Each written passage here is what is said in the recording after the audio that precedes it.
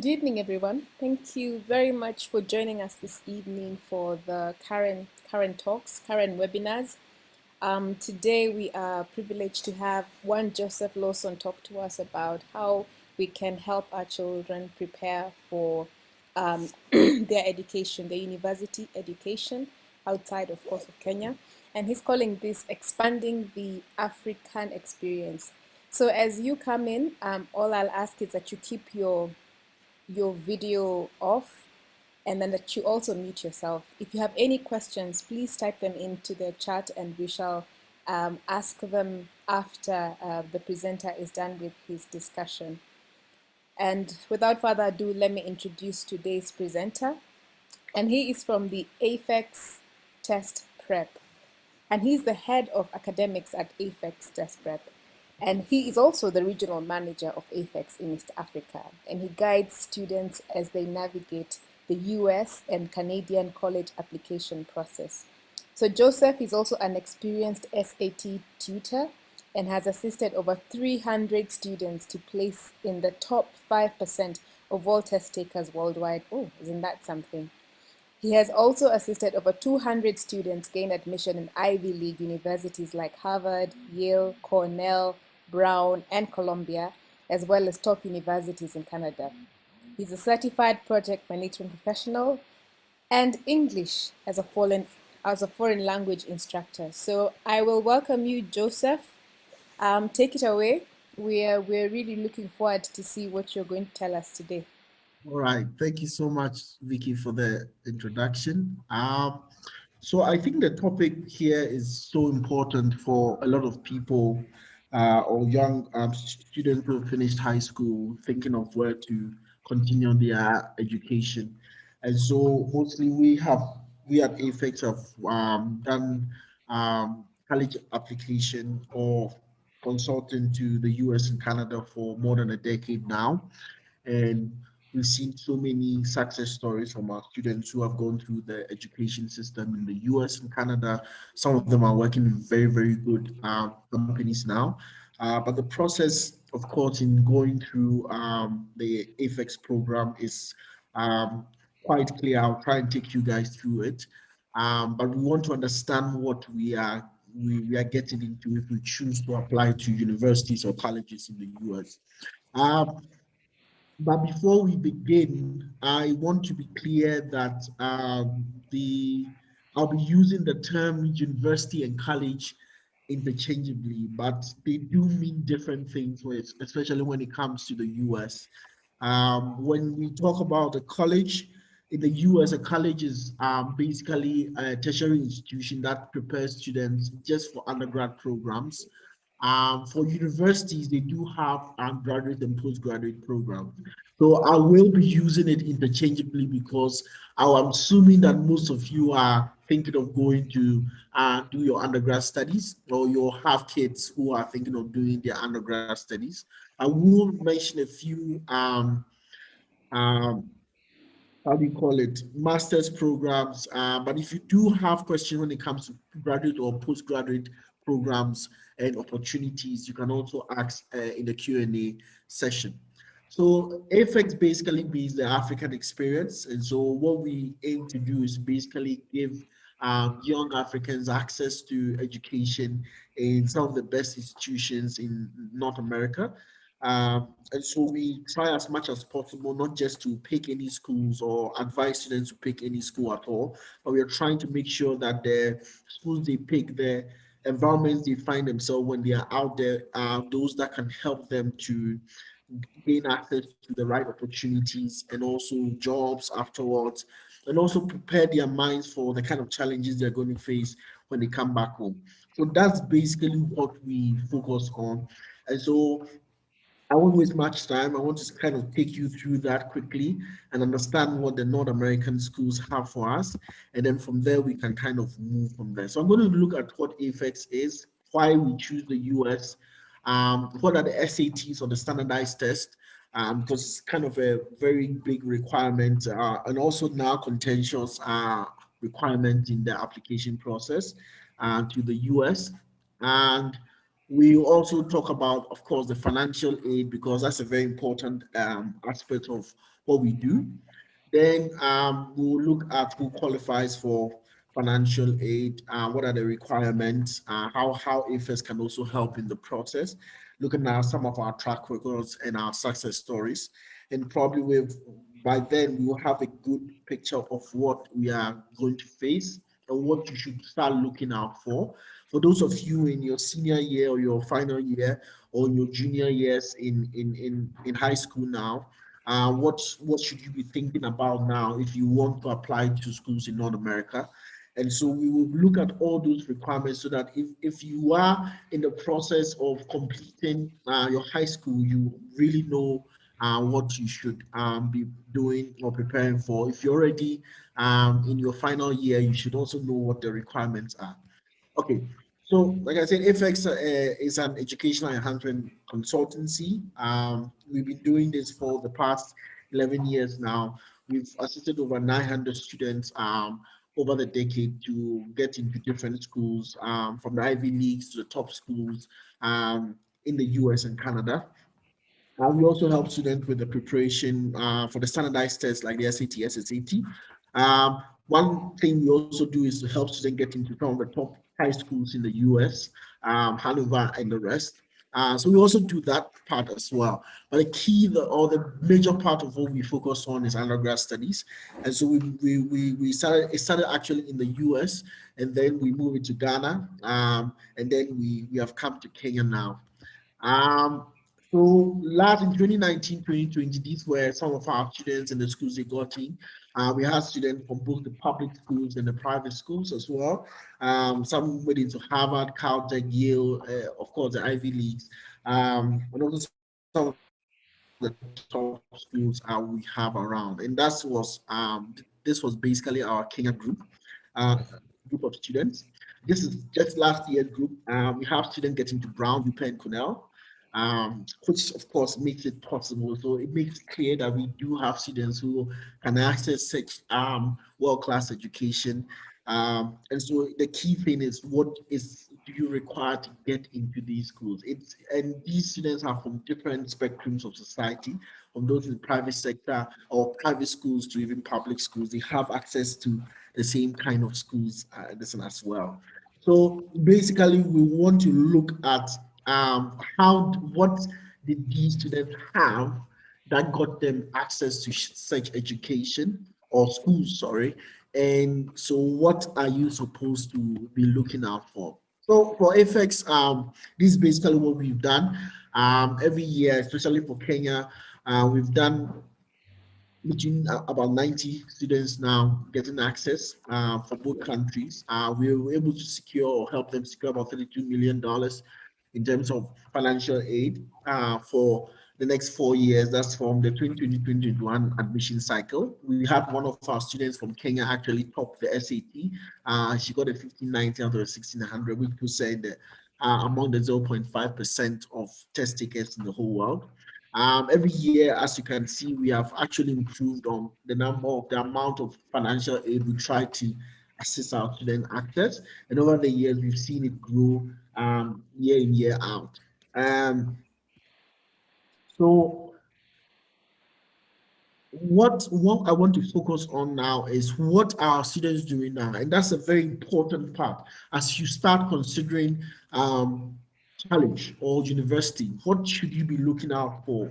And this is the goal that you have to set in your mind. As a parent, you want to be discussing this with your child. As a student, you want to be thinking about that.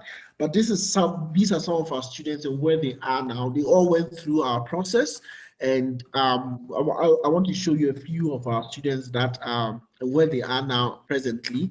You can also go to our website and check our Alumni Spotlight. You see quite a number of students and what they are doing presently.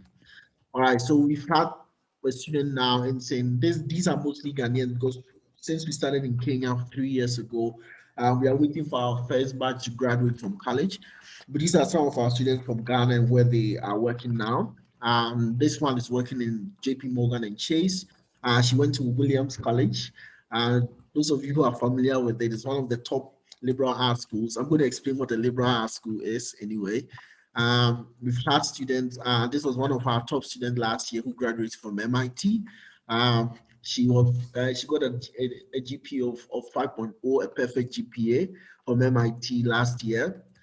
These are all students who have gone through our program, AFEX, and we've started seeing the result and where they are now. And so for us at AFEX, we are focusing a lot more on where our student can get to by the end of the process. So as a student, when you're considering your university, where you are going, you want to think, what are the opportunities? What can they provide for me whilst I'm kind of going through my 4 year college education? This is so important as you go through this. Right. So we are going to look at these two countries, of course, not the non-American countries, Canada and the US.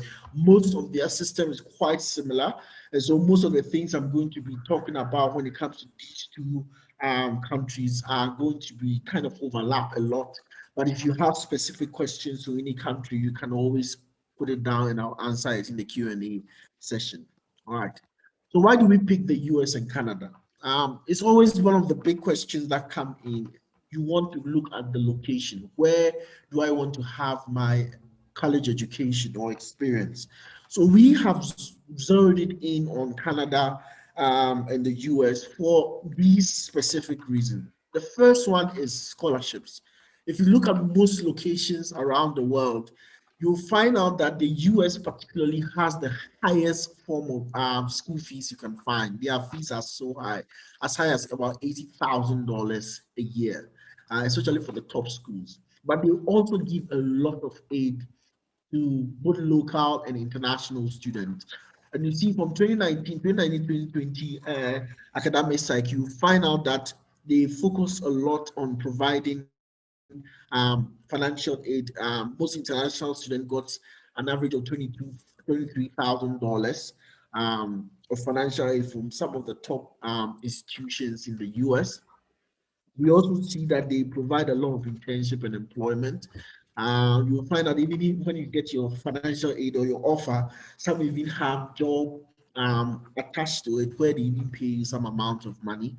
And you can also get internship opportunities. And when you see our students getting job positions in Microsoft and JP Morgan and Chase, because these schools give them access to these companies to do internships, and so that by the end of their 4 years, they can also get the opportunity to access these companies after school or get jobs right afterwards. Then, of course, career opportunity, and this is very important because when on the continent you have a lot of students who have different interests and careers they want to pursue, but you find out that on the continent you don't have a lot of opportunities like that. We've had a lot of students who come and said, I want to do music, I want to do classical music, but mix it with some new vibe. But you always have parents who are a bit apprehensive about the idea. But we see students who have gone to do such programs and are really thriving. We have a student who's now a professor at Harvard doing that particular program and teaching that. So you do have the opportunity to pursue a popular career path that probably on the continent is difficult to kind of grow in or kind of succeed in. So we see that with North America, there are these opportunities to allow students to kind of explore those interests. And the final one is what we call the liberal arts education, which you see a lot in the US as well. Um, in most countries, you find out that the courses we do are very linear. You're kind of doing engineering, electrical engineering, you're stuck in there, or you're doing medicine, and that's where you are kind of focused on. But in the US, they have what we call the liberal arts education or the liberal arts colleges. And what that means is that if you have an interest in engineering, and you also have an interest in music or painting or drawing, these schools allow you to explore that. Even with universities like Columbia and Brown, they do have what we call open curriculums that allow students to explore different interests. But particularly to the liberal arts schools, you realize that they give you 2 years to explore. So you can even apply to these schools undecided.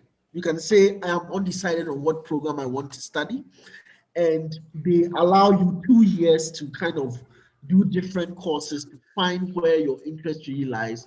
And by your third year, you pick a concentration and kind of finish with that. So it allows students to explore interests that they probably haven't had the courage to do that, and kind of look at areas that they can kind of explore. We had a student last 2 years, 2 years ago, who wanted to do medicine, but she was terrible in the sciences.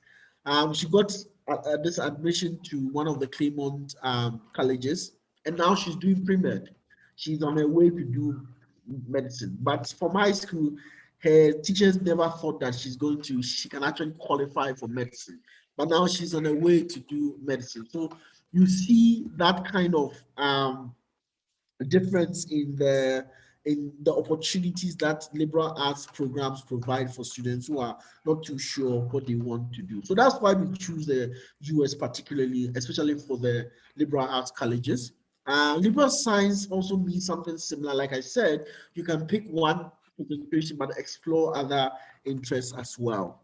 Okay, so that's basically the key four reasons. But another reason is that US schools particularly rank some of the top schools in the world. If you look at even independent ranking agencies like Kcse, which is a European, and even if you look at the Shanghai rankings, you can see that they tend to put US schools as the top schools. And so what we want to do is to make sure that our kids have access to that kind of quality education and also network. And that's very, very, very important for us. It's a critical part. All right. So if you look at the rankings, you can see that 50% of the first top schools in the world are US schools. If you look at the Shanghai, they even rank 70%. Most ranking agencies will put US schools as some of the top schools in the world. And so that's our minor reason also why we picked um, these destinations. All right. So let me shift a bit to standardized tests because we are starting to go into what you need to be considering if you want to apply to colleges in those countries. Standardized tests has become a very um, dicey issue. I think most, especially in the US, where we've seen a lot of conversation come, especially from the California schools, the UC schools. And we've seen that the SAT, for example, and the ACT has become test optional. Um, and we want to understand what this debate has been and where it places us now if you are considering applying to university, especially to those destinations. So this is basically before I go into it, this is basically my take. If you look at my experience with the test for over a decade now, you realize that to some extent, especially for international students, you find out that the test tends to really, really show very, very good students, especially from international destinations, especially from Africa. Most of my best students tend to do so well in the standardized tests as well. But it's not always the factor that determines the success in college. And that's very, very true. You can find a student who did probably the KCSE, got an A, but then when you give them the SAT, they tend not to do very well. So to some extent, there's also a testing problem, and also some students don't know how to go about the test. And so it doesn't kind of say that they are not intelligent, only that probably the standardized test is not meant for them, or they're not used to taking such tests. Sorry. So where does it sit now? All right. If you want to apply to colleges in the US, particularly not in Canada, Canada is kind of very flexible. They focus more on your transcript and your A levels or your IB scores. So the standardized tests are very numerical. The schools use that to determine or rank their applicants. So if you have 50,000 applicants, most schools will use that score. If you get a 1,500 out of 1,600, they use it to rank students into categories. Like these are A students or B category or C categories. And so when you look at the top schools, the Ivy League schools, you find out that um, with those schools, they tend to be more interested in these tests because it helps them to cut down on the number of students that are applying, and it's also discourages certain students from applying as well. So it had its advantages for the Ivy Leagues or the top schools in kind of cutting down the numbers quickly. This year, when the test was made optional, we saw that the number of applicants to these top schools like Harvard increased by probably by around 50 to 60%. So we saw a huge kind of influx of applicants to some of the top schools. So we realized that even the decision dates were pushed to a later date this year. So instead of March, we saw them coming out in April. So we see that the test optional is very good to kind of cut down the numbers. Um, but I want to focus on what matters a lot to international students if you are to apply to these schools. All right, so I'm going to look at three major points.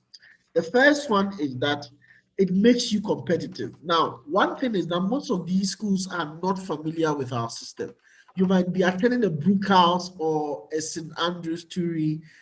Your child might be attending any of those schools, but trust me, there's schools like Harvard and the rest. They are not too familiar with these schools. So what happens is that the SAT is a good way for them to determine whether, okay, this student is good because they can compete internationally.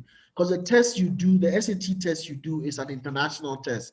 So they rank you relative to other students in other parts of the world. So your score tends to rank you there. So if you get a 1590, for example, they place you at top 1% of the world or in terms of performance academically. So it's their way of kind of cutting down or selecting such students and determining whether, okay, maybe St. Andrews or Brookhouse do produce good students, and this is definitely a good student.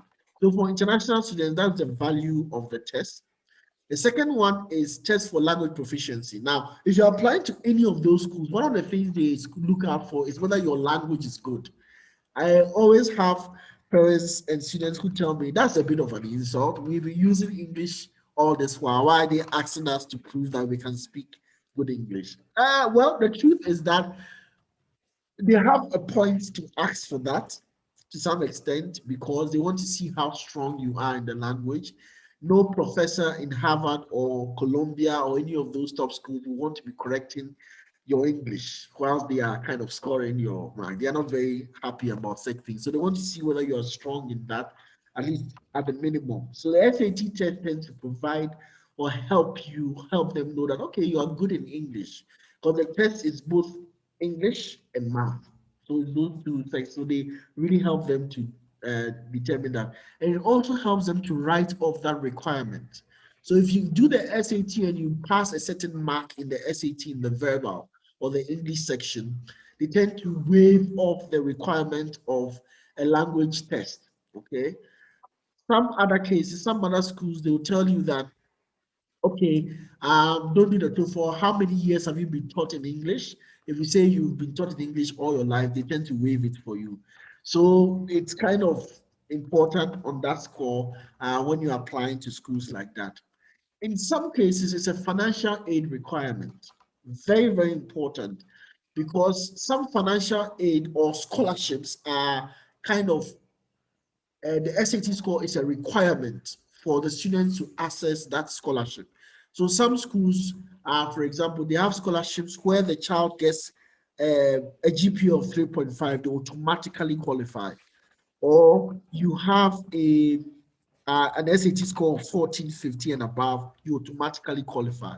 So the SAT also helps in getting some forms of scholarships that the SAT score is a requirement or partly one of the requirements to access. Okay, so that's also very important in that score. For the GPA, for example, you had the students who got into UMich this year, and I think the parents were ready to pay all the $70,000, but because the child had a high GPA, before they realized, they were sent a letter that they've qualified or the child has won a scholarship of $50,000 every year for the next 4 years. So you realize that the GPA and the SAT score tend to play a role when you want to access certain scholarships that some schools have. Okay, so for those of you also, so that means that for those of you who are still in junior year or in sophomore year in high school, that's your second year or your third year in high school, if your grades that you are getting now does play a role also in getting some form of financial aid. So that's also very, very important. All right. So you see our score, some of our students last year and their performance in the SAT is so, so important. I would confidently tell you that all these students got top schools in the US with financial aid because these things come attached to it. And these students are mixed, both public and private schoolers. So there's no discrimination there when it comes to that. Okay. All right. So let's talk a bit about money again as a requirement. I'll go back into detail with the requirements. So if you have any questions, you can ask after that. So most times in the US particularly, you tend to get a lot of grants or institutional aid, and then we have scholarships. So when we talk about financial aid, this is what we mean. It's a combination of all these things. The last part is the federal loans. I'll not talk much about it because it's not really for everyone. It's for a few students who are US citizens, but they live here. And even those loans, the federal governments tend to give some financial support, and even from the states as well. Some states also provide aid to students applying. So if probably you were born in New York or the New York State, the Union State also gives you some form of aid as part of your financial aid support. But it doesn't apply to everyone. So we have the grants, we have the scholarship, and we have this work study money that you can get. All that put together, sometimes or most times, make up the aid that or the financial aid that students get. I want to also emphasize that the financial aid we talk about, not everyone qualifies to get full aid. And that's a very important point. Not everyone qualifies to get a full aid. Some people will get full because they deserve it, others will get partial, all right? Others will get substantial aid, but not everyone qualifies to get everything. And I'll explain why as we go into the details there.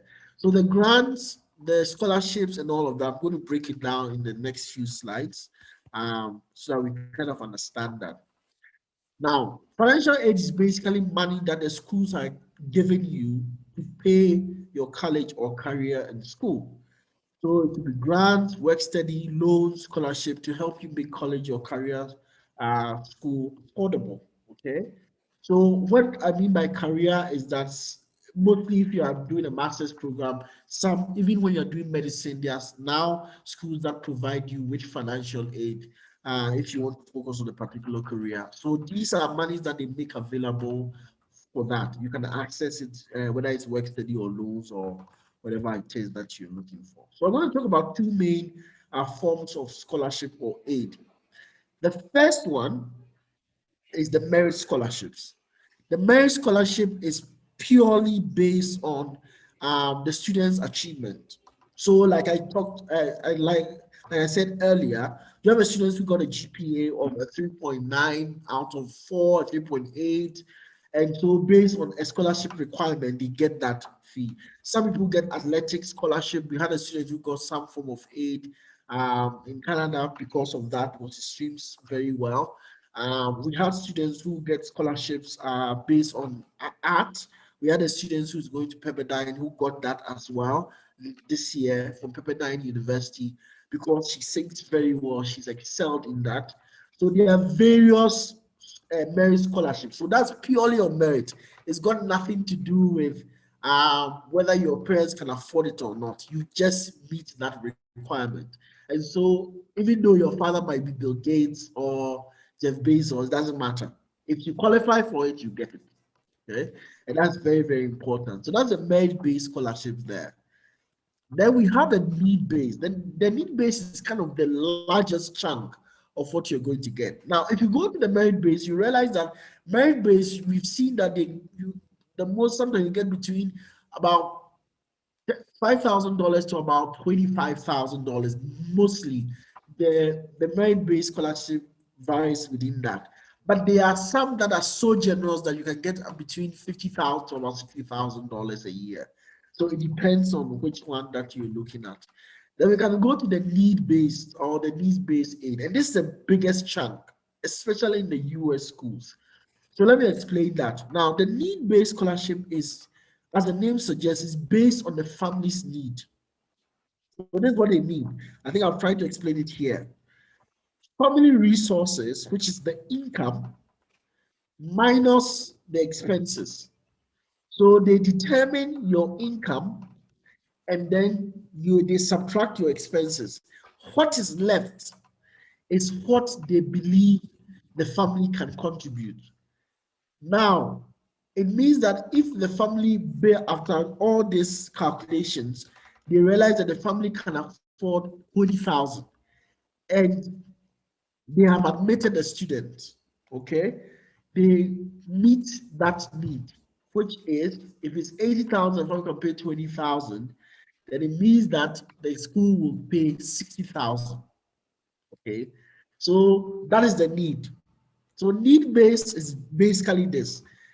Family income, the difference of in terms of expenses is what the family can contribute. Okay, so that's expected family contribution, and this must be demonstrated.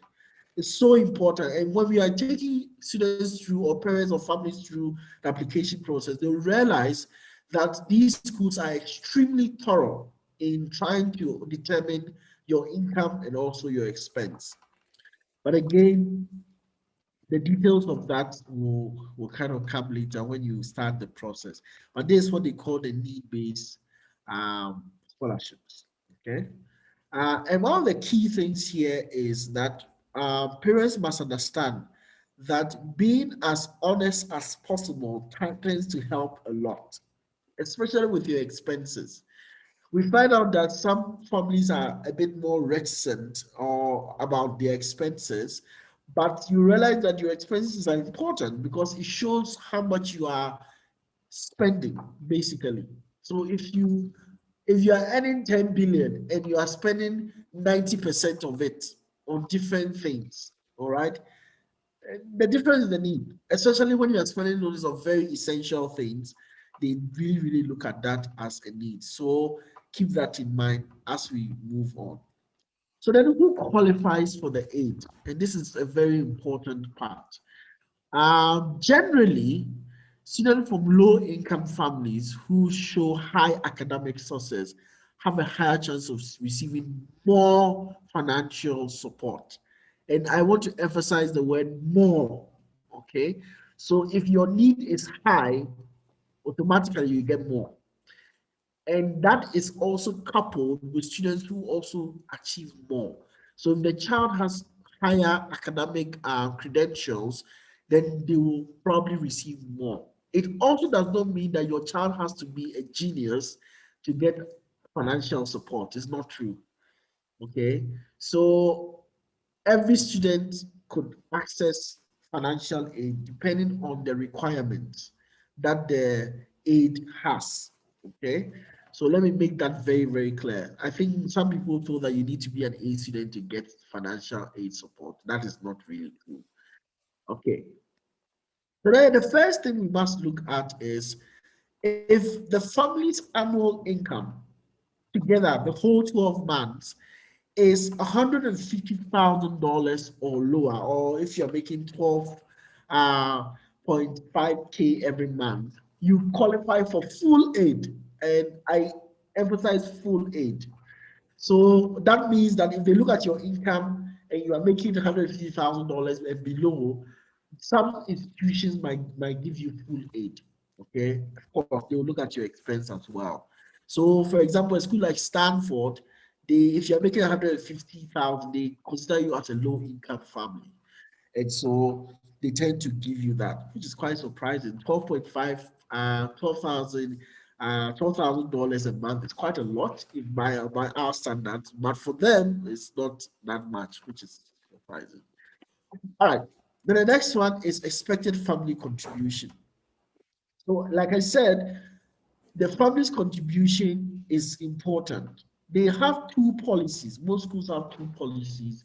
They have the need aware and the need blind policies when it comes to family contribution. So let me explain that a bit so that when you see it anywhere, it will be clear to you.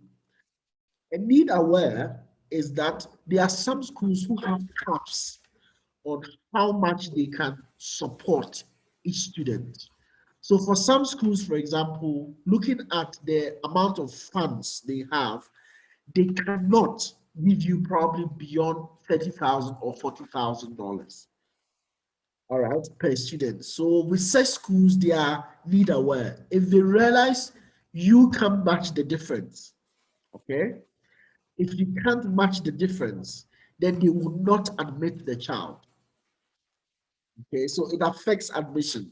So need-aware schools are schools that don't have an abundance of funds to support every student fully.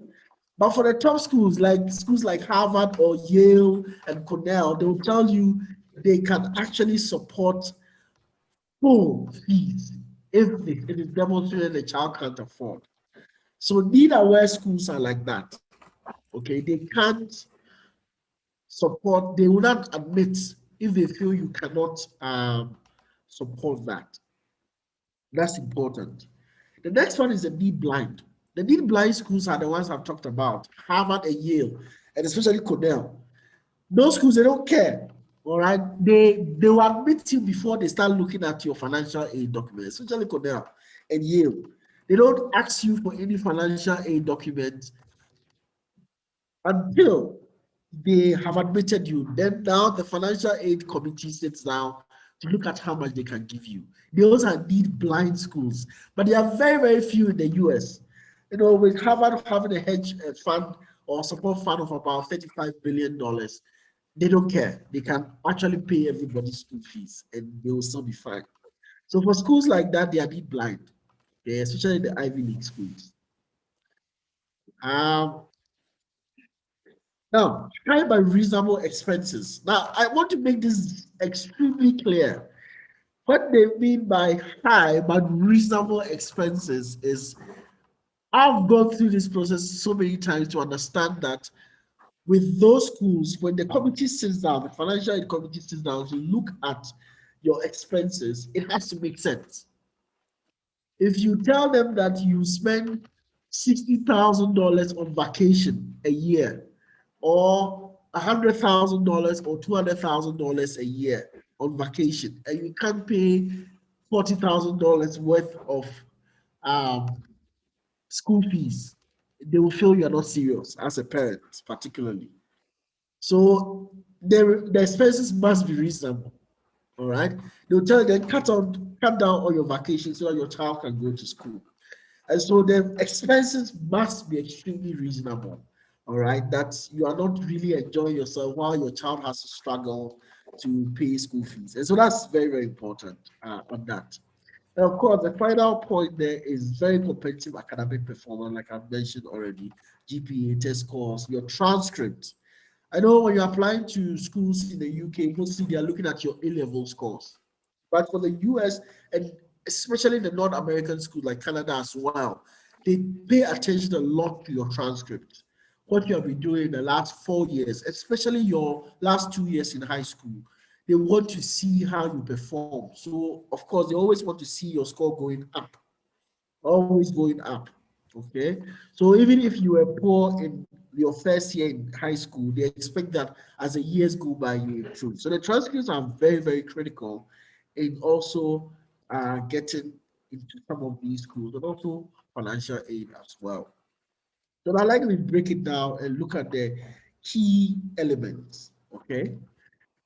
So good test scores, like I said, whether you are doing the A levels or the IBs, you want to get good scores. Okay, so your IB, you're getting something like 40, 41, 39. Those are very, very good scores to get into schools like UPenn and the rest. UPenn, Harvard, you want your score to be high. Okay, so when I go talk about test scores, that's what I mean. Your IB, your A levels, your IG scores has to be really, really high to access some of the top schools. Okay. Um, Recommendations from your teachers are so very, very critical.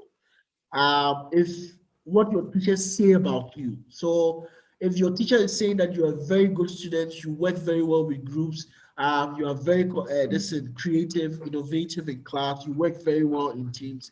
This is so so important from your coach, from your teachers in class, your math teacher, your science teacher. They want to know the kind of person you are in class. And a very important individual here is your school counselor. They are so, so powerful in this process. They are so powerful. And what the school counselor writes about you stands. That is the official recommendation from your school. So if you're attending Brookhouse or whichever school you are attending, Brookhouse, Turi, Hillcrest, whichever school that you are attending, all the key things they look at is what does the school say about you? How did you perform whilst you were on campus in your high school? Because it gives them an idea of how you're going to also perform when you come to their campuses. And so that's very, very important. Those of you in your final year, I will highly recommend that you start discussing your college application, university application with your counselors. If you've not had the time to have a personal conversation with your school counselor, I will strongly recommend that you do it now. Let them know who you are. Let them understand what your goals are and the activities you've done. So when they are writing their recommendation, it's very unique to you and it's also personal. So that's a very, very important point to note from that. Of course, your transcript has to be good. If you're getting something like a 3.2 to a 4.0, if your total is a 4.0 GPA, you're getting a lot of B's, A's, and B's. Then you are very, very strong for some of the top schools. So if you are thinking of the top schools, the Ivy Leagues, the top schools, then you have to be looking at these numbers closely, especially your transcript scores. Extracurricular is so important in the US. We've started to see the Canadian schools also changing to focus a bit more on your extracurricular. So the extracurricular activities are so important. What you're doing in school, what you're doing outside of school, and what you're doing nationally, and what you're doing internationally. Activities that span these various areas is so important. So your extracurricular, math Olympiad, even babysitting is considered important. It's funny, but they take it very, very serious. Even if you then became a waiter in a restaurant or you worked there as a waiter or as a cook, these are all extracurricular activities they are so interested in. Because your school leaving exams is important, like I mentioned, and your essays. Now, this is becoming also very common in Canada. Last year, we saw that a lot of the top Canadian schools like Toronto, like Waterloo, like McGill, they were asking our students to write essays, specific essays, asking specific questions. And even for specific colleges or schools within the universities, we're asking students to write essays. So essays are very, very powerful, especially in the test optional era, where schools are moving their focus from the standardized tests to look more to the students' personality and who they are and how they have used their time productively in high school. Essays are so important. In the US, if you're applying to 12 schools, you're writing between 22 to about 25 essays. Okay. And so we help students go through that, of course. So these are personal, you write personal essays, you have smaller essays, 250 words, 300 words, 400 words. Even Harvard asks you to write 650 words essay. They have shorter essays. Stanford, for example, has about 12 essays that you need to write for them. So there are so many essays you write, but it's the school's way of trying to understand whether you are a fit for their school or the environment that they are looking for. Okay. So of course, like I said, these are the spectrum of their consideration. Now we've seen that your grades are the number one, followed by your personal essay and supplemental essay. Your school counselor, like I said, recommendation is so powerful. Admission test score, like the SAT has shifted a bit in terms of their consideration. Let's say about 50% of their consideration, and so on and so forth. So you see that the extracurricular, from your extracurricular right up to the grades are the key component, all right? There. If you look at demonstrated interest, they in their school, they look at that through your essays. They ask you, why do you want to come to Harvard or why do you want to come to Columbia? So demonstrated interest is also gotten from the the SHU, right? Of course, your class rank, interviews. They will have interviews with you, what we call the alumni interviews. You're going to sometimes meet CEOs in Kenya who probably schooled in those schools, and the schools ask them to interview you to understand whether you are really a fit for those schools. So those are also some of the things that at AFEX we help, we kind of guide our students through that process. Okay, so basically, those are the main requirements, especially if you're applying to the US or even Canada. Those are some of the big, major requirements. I would say, however, with Canada, you don't write as much essays as you do for the US schools. However, like I said, we've seen them starting to kind of focus a lot on that. And that's so important.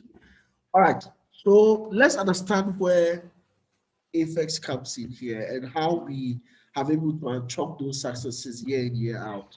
I think it's mainly because of our processes and how we take what we do for our students. So we have the diagnostic test. Every student that comes through us, we take you through some form of diagnostics to understand your strength in the test, the SAT.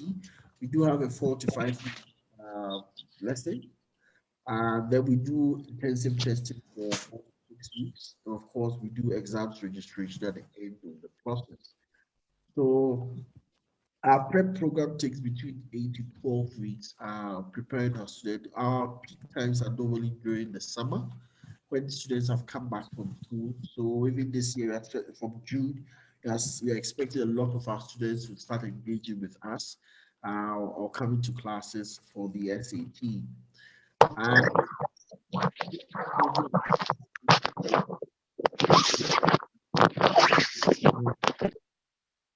she got a 59 out of 1600, which made her a top student. Of course, she got into Yale and Duke on full aid. Um, she did so well. She's extremely successful student. She's going to study engineering. She's already done some wonderful projects, extremely wonderful projects on energy conservation, even at her age. So we are really proud of her in terms of what she's been able to achieve. Okay, so for our university consulting process, it's kind of also straightforward. We have not necessarily straightforward, but simply put, profile review. We tend to have conversations with our students in terms of the profile. We try to understand the extracurriculars you've done. We try to understand their academic um, profile as well. Then we can advise probably even on the schools they should apply to or they should be aiming towards. Those of them who are a bit in their junior or sophomore year, we kind of hold their hands and advise them on which extracurricular activities to do if they are thinking of doing certain programs or applying to certain schools. We tend to advise them on that. We help them in school selection. This year, for example, what we are doing is that we have a number of schools that we normally apply to or advise our students to apply to. And so we have asked parents and children to kind of go through and select about 22 or 30 schools, and then we'll whittle it down for them. We try to break it down into three categories. We have the rich schools, the mass schools, and the safety schools. Um, but of course, we explain that later on. So the selection of schools is one of the things that we also do. We do a chunk of what we do is the essay review. It's a big part of the process because we realize that students who do get into these schools, they write very good essays. And so what our team does is to walk the students through the process, trying to get the best ideas or experiences and also put their best foot forward in the essay. So that's a so important part. And of course, the financial aid is kind of a huge part at the end of the process. When applications have gone in, it the focus then turns from the student down to the parents. A lot of work will be done on that. So many forms to be filled, so many documents to be presented. But what we do is try to make it so seamless because we've seen it all before. And so sometimes parents are so surprised as to how much work goes into getting the aid. Because of course there's a lot of money if the school is going to give a child almost about $500,000 within the 4 years, they tend to want to make sure that they have crossed their T's and dotted their I's. So we try to work with parents to understand the financial situation and also help them fill the forms that come with it. So these are a few of our students who have gotten to different schools, some from Curie, of course, the Allied Boys and the rest, some from Bowie, of course, and so on and so forth. So finally, we want to talk about our new destination. We are also looking at Germany now because it tends to fit what we are looking for. So for those thinking of, okay, I don't want to look at North America, I want to look at Europe. We pick Germany because they do have the same requirement that we see in the US and Canada and the opportunities. For those going to, their best schools are public schools, like the way Kenya is. Most of African countries is public schools are tend to it's free, don't pay any tuition. It's also cheaper for undergrad and graduate programs in public schools. Whether you are doing graduate or undergrad programs, tuition is free in Germany. There are lots of courses you can do in English now. You don't have to learn German to kind of study those programs. However, they tend to want when you are there, they allow you to enroll in a German class just to help you communicate whilst you're there. They do give scholarships.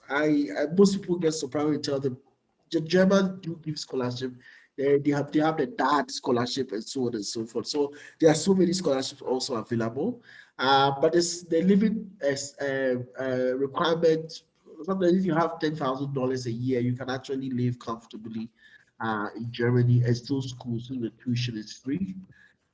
There's also employment and internship as well in Germany. For those of you thinking of business or engineering, Germany is a very, very good destination. So that's one of the new destinations we've also seen. If you want more information on that, or you're thinking, okay, let me kind of also look at Germany, you can always contact us at AFEX and we'll try and walk you through that as well to add to your destination. Okay. All right. So for that, of course, they normally, for those of you doing, especially thinking of it to do masters, some of the things they will require is your transcript, the experience or research in the field that you want to study in. Okay. So those of you who are thinking, okay, I want to do masters, these are some of the basic things they require. Okay, experience, research in the field you have done. And language proficiency is important, especially in English. So they might ask you to do house and of course statements of purpose, why you want to study that program and what your goals are, 5 year or 10 year goals in terms of the area you want to study in. So basically that is the nutshell of what we do and what the requirements are applied to these destinations, which is the US and Canada. It's very, very important to understand or keep this in mind. I want to emphasize this that if you are in your junior year, or that's your third year in the high school, or your sophomore year, or you're a freshman, start looking at these things. If you are thinking of applying to Ivy League schools, you have to be Ivy League material. If you are thinking of the top schools or the top tier schools, not to say the Ivy League, you know, if you want to look at a liberal arts school, you want to know what they are requiring. Okay, so these are the things that you need to pay attention to. And as a family, start looking at your finances when your child is in the third year. Start looking at finances and what you can afford. Start saving if you have to. If you want your child to go to a very good school, top school, which normally costs more. If you want your child to go to Canada, you must understand that at some point they would have to move. If your child wants to study in Colombia, you know that there will be a point where New York is extremely expensive, staying in New York. So all these things must be things that parents and the children should be discussing as they go through the process. There are so many requirements. You don't want to kind of start thinking about it last minute. For those of you who are already in that phase where you have to start applying, that's why FX is here. Even if the child is still in the junior year or freshman, you can still come and see us and we'll start advising or holding the child through the process so you don't get overwhelmed when it comes to that point. Okay. All right. So For those of you who are interested in starting with our program, we are starting a new class this summer, this June, where we kind of get a new set of students to work with. So if you're interested in applying for our program, you can kind of call us or call me or contact Vicky, and she will definitely give you our contacts, and we'll definitely have a meeting with you with the child and start planning your future there. So I'll kind of leave it to the questions now because I really like the questions. It helps me to kind of answer specific concerns you have, and then from there we can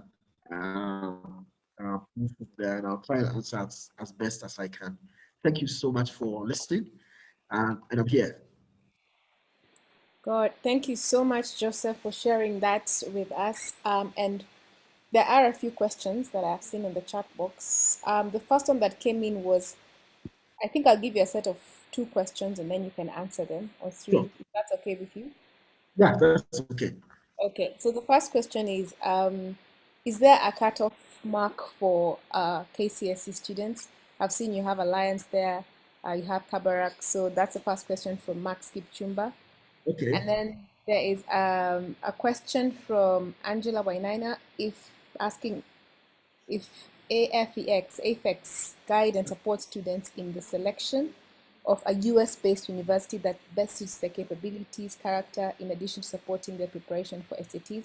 I think I saw you talk a bit more about it in the later slides, but maybe you Yeah. can clarify that. Sure. And then Shiro asks, are SATs required for Canada? Okay. So those three questions so far. Okay, good. For the KCSE, there's no cutoff point per se. This is it. If the grade you get or the mark you get in your KCSE will definitely determine the schools that you can apply to. For example, if you get a C, all right, then you think you want to apply to Harvard, it will be so impossible because 80% of applicants to Harvard are A students. They are top students, valedictorians from where they are coming from. So it will be difficult to kind of get in. But it doesn't mean they are not equally good schools that can pick students like that. Okay. Mostly they'll be the state schools, Minnesota State. They have other state schools that can pick certain students. So there's no necessarily cutoff point. The only disadvantage is that when you have set grades and you apply, you are only limited to apply to certain schools. Of course, you can apply to Harvard, but your chance of getting in is close to zero, okay, because of your grade. So one of the key things you want to focus on is we, and it helps you to bring to the next question, the school selection.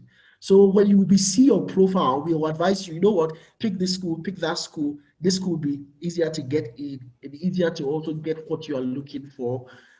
Most students don't understand is when you are not very up there and you get yourself into a top school, you struggle. You have students who struggle, especially when they are not really meant to be in such environment. Those Ivy Leagues are highly competitive.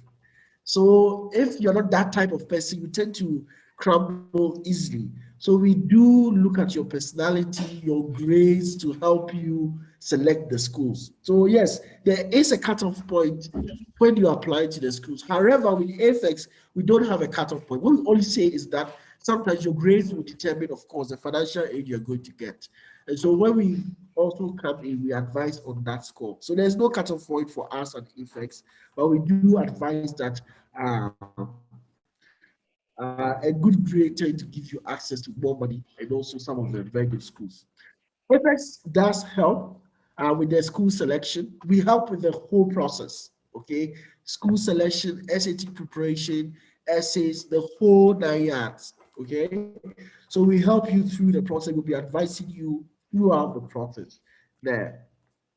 The SAT, if I remember the question right, whether there is a cutoff score. No, We don't know, whether yeah. they're required in Canada. But SAT, Canada. yes. No, no. Most of the schools don't require the SAT in Canada. Mhm. Canada, most of the Canadian schools. Now, let me make this clear. There are some schools in Canada that made it a requirement for certain courses. not the whole school. So there are certain programs that they will ask you, okay, we need the score or the SAT. But this is not very common in Canada. So for Canada, mostly focus on your transcript and your performance in the A levels or yeah. Okay, so the two questions that have come in. One is, what are the requirements to join German universities? And then the other one is, can SATs make up for KCSE? Uh, okay, so let me answer the last question first. SATs don't necessarily make up for your KCSE result. It doesn't. Okay. What it does is that it ranks you. So let's, for example, say that in your KCSE you got a B plus. Okay.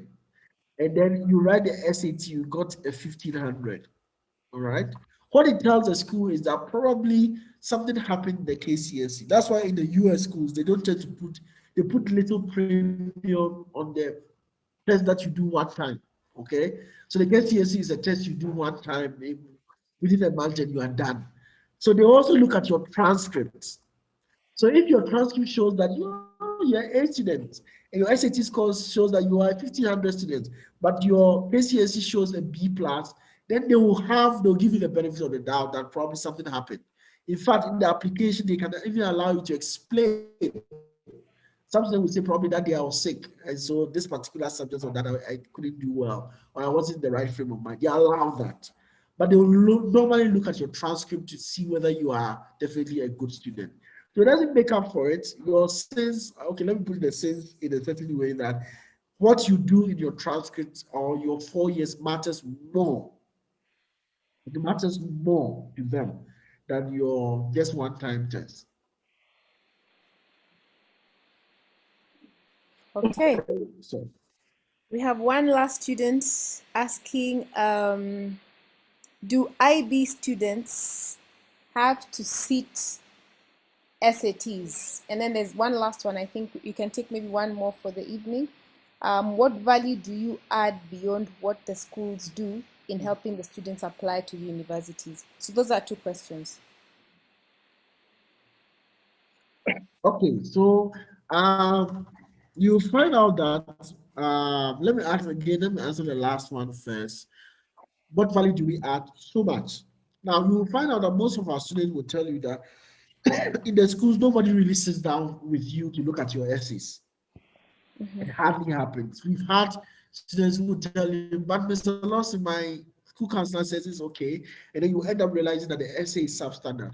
It's only when you kind of because this and we understand the schools do so much. They have so many students and they don't have time to kind of do those kind of in detail type of checking.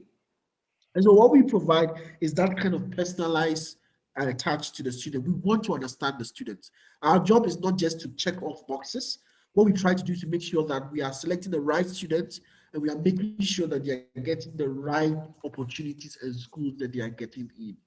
So when we say that we are taking over totally from the schools, what we are saying is that we are giving that personalized touch to this, for the students.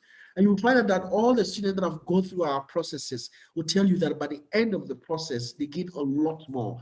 It helps them to understand what they are going to expect whilst they are there. We prepare them for that. We also prepare them, try to advise them on what they are going to be there, what opportunities they can take advantage of. We even sometimes connect them with some of our alumni in those schools. So it's easy for them to integrate when they get there. We also try to understand which schools would be the best for them. All right. So again, it's not just about selecting schools, but we want to make sure that they're getting into the right spaces. So we give that personalized touch. If you are working on 22 essays, trust me, a lot of the schools don't have time for that, or they don't have the resources to kind of take their time to look at each and every one of those essays. And that is the value we give. More so, we try to focus on financial aid. The value is that imagine that you are supposed to pay 80,000, and then by FS assistant advice, you are asked to just pay 50,000. That's a lot of money saved. That's value for money. the way I see it. And we have a lot of parents who come and say that, wow, my first child went, we got nothing, but this one got 50% because we're able to help them through it. So we do understand that we try to make sure that our parents are also comfortable and are not just paying out of their nose if they can't afford it. So we try to also make them afford very good schools. Now for IB, now IB, think of IB like simply as your Kcse. Okay, so IB is like your final exams that you write. Now, the thing is that the SAT, like I said before, is just a complementary test score. So it just proves okay, you're a good student. But it doesn't buy you, like I said, now some of the schools are test optional, so you can apply without a test. The SAT, but you must have good scores in the IB as well. Okay, so especially if you are planning to apply to the top schools, or you have the Ivy Leagues in mind. But yes, it's not a replacement for the SATs. They stand apart. Yeah. Okay.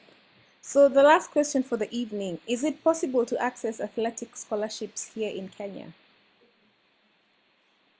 Like I said, these athletic scholarships are possible. Mm-hmm. I don't know what you mean by here in Kenya, or as an international student, you can access athletic scholarships. I'm not too sure about that question.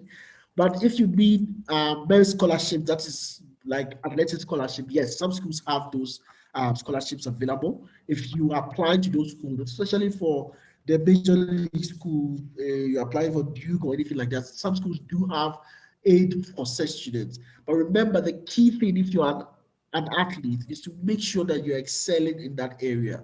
Take videos of your performance. A lot of students forget to do that. Take videos of your performance. When you're applying, it's good to apply. Sometimes it's good to also send those videos to coaches in those schools who normally push for aid for you in those schools. So yes, they do give scholarship to athletes. All right, if you are whether it's football, or rather, do I say football, soccer? As well and so forth. So there's various scholarships that are for athletes as well. Yeah, definitely. Okay, all right. Thank you so much, Joseph, for being with us this evening. I think we have listened in and really, really learnt a lot about how to prepare for our children's further education outside of Kenya. And I want to believe that everyone in this call has at least gained something, whatever little it is, and that they will share with whoever else might be interested. So I will ask the current members to just take note of your contacts that you've left right now that we can see. And I also know that there was your email circulated with the flyers that we sent out. And when we do send out the video, of course, we will send out your contact details. If anyone wants more information on AFEX, they can also reach out to the GM who also has not the GM, the secretary to the GM who also has the contacts of how to get um, to Lawson. Unless there's anything else that you want to say, final parting words, Joseph? Um, like I said, for those of you who are not in your final year and you are in your junior year, which is your third year in high school, or even you're a freshman and you want guidance, please don't hesitate to come to our office in Westland. We'll be ready to sit down with you, your parents, and start planning your college journey. We are here for you. If you have siblings who are also thinking of going to high school, not just college, high school in the US, you can also come to us and we will definitely help you get into those schools. So thank you very much for the opportunity to talk to you. I'm always check our website. I have a blog that I've written a lot on that if you want more information. And we'll definitely be glad to also meet you physically. Thank you so much for the opportunity and have a good evening. All right. Thank you very much, Joseph, as well.